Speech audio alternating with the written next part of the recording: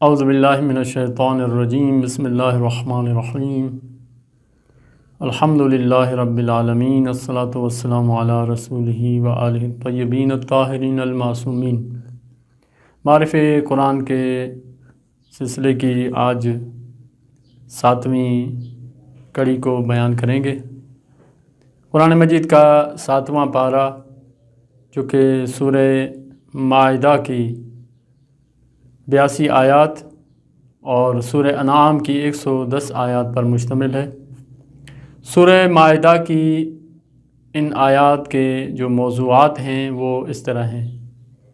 سب سے پہلے آیت نمبر 82 سے لے کر 109 تک چند فقہی احکام کو بیان کیا گیا ہے، جیسے کہ قسم کھانا اور اس کو توڑنا، شراب اور جوئے کے احکام کو بیان فرمایا ہے، اور اسی طرح ان آیات کے آخر میں آیا ہے یہ ہے کہ الہی احکام کو توڑنے کا جو ہے وہ یا تبدیل کرنے کا جو جرم ہے، گناہ ہے، وہ سنگین ہے۔ اور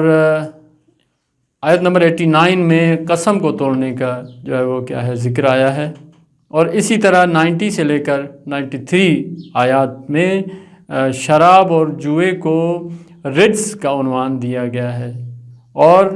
عمل شیطان اس کو کہا گیا ہے کہ شراب اور جوا جو ہے وہ اس کی قباحت بہت زیادہ بیان ہوئی ہے اور اس کو عمل شیطان قرار دیا گیا ہے۔ اور اس کام کو تفصیل سے بیان اس طرح کیا گیا ہے کہ یہ شیطان بہت توجہ کے ساتھ انسانوں کو ان چیزوں کی طرف لے کر آتا ہے، تو بہرحال مومنین کو اس کی طرف متوجہ ہونا چاہیے۔ امام رضا علیہ الصلوۃ والسلام کی ایک روایت بھی ہے کہ ہر نبی پر جو ہے شراب کی حرمت کا جو ہے وہ حکم نازل ہوا تھا، اور اسی طرح جو ہے وہ آگے آیات میں انبیاء کو اپنی امتوں پر گواہ قرار دیا گیا ہے، اور امتوں کے اعمال پر انبیاء، اور اسی طرح جو ہے وہ پیغمبر اکرم کو تمام انبیاء پر جو ہے وہ گواہ کے عنوان سے بتایا گیا ہے۔ اور اس کے بعد سورہ انعام جو ہے وہ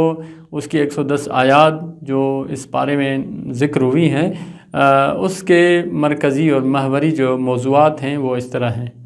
کہ آیت نمبر 1 سے لے کر 141 تک کائنات کی تدبیر کے حوالے سے کہ فرمایا کہ آیت نمبر 1 سے 7 تک فرمایا کہ الحمدللہ الذی خلق السماوات والارض، کائنات کی تدبیر، سورج کا طلوع ہونا، غروب ہونا، اور اسی طرح دن اور رات کا تبدیل ہونا، یہ تدبیر الہی اور خدا کی حکمت پر دلیل ہے۔ اور اسی طرح جو دوسرا موضوع ہے سورہ مائدہ کی انعام کی جو آیات کا، وہ ہے قرآن مجید کا عالمگیر ہونا۔ فرمایا وَأُوحِيَ إِلَيَّ هَذَا الْقُرْآنُ لِأُنذِرَكُمْ وَمَنْ بَلَغَ، کہ قرآن مجھ پر نازل کیا گیا ہے تاکہ میں تمہیں اور جس تک یہ میرا پیغام پہنچے اس کو میں خدا کے عذاب سے ڈراؤں۔ اسی طرح امام رضا علیہ السلام فرماتے ہیں کہ قرآن ہر زمانے میں جدید ہے، نیا ہے، کسی زمانے میں بھی قرآن پرانا نہیں ہوتا۔ اور اسی طرح فقراء کے ساتھ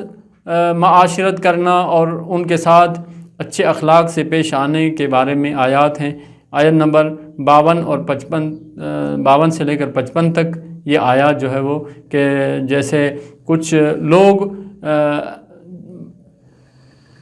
پیغمبر اکرم کی خدمت میں آتے تھے تو کچھ فقیر لوگ پیغمبر کی خدمت میں پہلے سے ہوتے تھے، تو وہ جو غنی ہوتے تھے وہ کہتے تھے کہ ان کو آپ اپنے درمیان سے ہٹائیں تو ہم آپ کے پاس آئیں۔ تو ان لوگوں کی مذمت میں کہ جو فقراء اور مساکین کی جو توہین کیا کرتے تھے، ان کی مذمت میں یہ آیات نازل ہوئیں کہ ان کی بات جو ہے وہ آپ نہ سنیں، اور یہ ان فقراء کو جو ہے وہ اپنے جو ہے وہ درمیان سے دور نہ کریں۔ اسی طرح 5واں موضوع اس سورہ میں آیت نمبر 74 سے لے کر آیت نمبر 80 تک حضرت ابراہیم علیہ السلام کا قصہ ہے، اور ان کا توحید پر جو ہے وہ دلائل لے کر آنا، ستارہ پرستوں کے مقابلے میں اور اسی طرح بت پرستوں کے مقابلے میں، اور تفصیل کے ساتھ یہ جو ہے وہ آیات ان موضوعات میں کو بیان کر رہی ہیں۔ اسی طرح چھٹا موضوع توحید اور نبوت کا رابطہ ہے۔ آیت نمبر 91 میں توحید اور نبوت کے رابطے کو بیان کیا گیا ہے کہ جب یہودی پیغمبر کی رسالت کا انکار کرتے تھے، ان کو کہا گیا کہ بتاؤ موسیٰ پر کس نے کتاب نازل کی تھی، یعنی جب حضرت موسیٰ پر خدا نے کتاب نازل کی ہے تو میں بھی اللہ کا آخری نبی ہوں اور مجھ پر بھی خدا نے ہی یہ کتاب نازل کی ہے۔ اسی طرح جو ہے وہ کیا ہے، خدا کی قدرت کا مظاہرہ کہ اس نے سب کو ایک باپ سے جو ہے وہ پیدا کیا ہے۔ امیدوار ہیں کہ خداوند متعال ہمیں قرآن کے معارف کو سیکھنے اور اس پر عمل کرنے کی توفیق عطا فرمائے۔ والسلام علیکم ورحمۃ اللہ وبرکاتہ۔